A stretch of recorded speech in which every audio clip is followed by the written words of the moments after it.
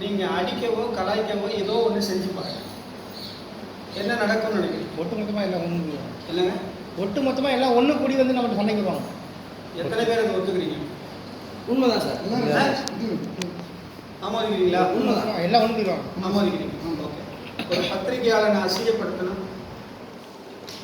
இது கேள்விக்குறி. கேள்விக்குறி சார். ஏன் அந்த ஒத்துமை இல்லை? தாழ்வு மனப்பான்மை, இன்னொன்று நீயா நானாங்கிற போட்டி போடாமல், இது ரெண்டு தான். அது எங்கேருந்து வருதுங்க? எங்கே நம்ம இருக்கிற துறையிலேருந்து தான் வருது. எங்கேருந்து வருதுங்க?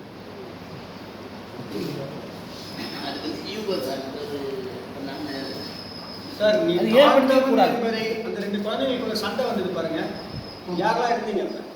நான் இல்லை சார், வர சொல்ல நீங்கள் பேசியிருந்தீங்க, உன்னோட சிந்தனை காட்டு அப்படின்னு நீங்கள் சொன்னீங்க. ரெண்டு பசங்க அடிச்சுட்டாங்க, ரெண்டு சின்ன 9ஆம் கிளாஸ் பசங்க மண்டேலாம்.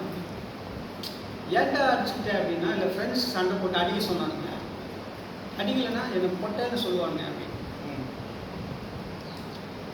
அவனுடைய உள்ள வந்து எங்கே அவனை பொட்டேன்னு சொல்லிடுவாங்களோன்றதுக்காக அவன் வீரத்தை வெளியே கொண்டு வரான்.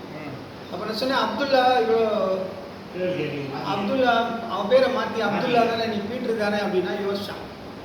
எப்படி நீ அப்துல்லா இல்லையோ, நீ பீட்ரு இல்லையோ, அதே மாதிரி நீ பொட்டையும் இல்லை.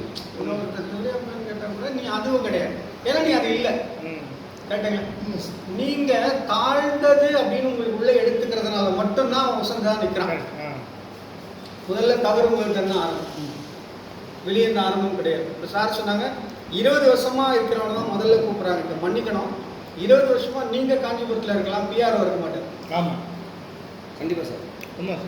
நீங்கள் ஒரு அரசு துறையிலேருந்து வெளியே வந்திருக்கீங்க, உங்களுக்கு தெரியும். அரசு துறையில் எந்த பதவியில் யார் இருந்தாலும் அவன் எப்பவுமே ஒரு பபிள் மேலே உட்காந்துக்கிற மாதிரி தான். 3 வருஷத்துக்கு ஒரு சின்ன லெட்டர் போதும், ஒரு சின்ன நியூஸ் போதும், அவங்க பதவிக்கு பிரச்சனை.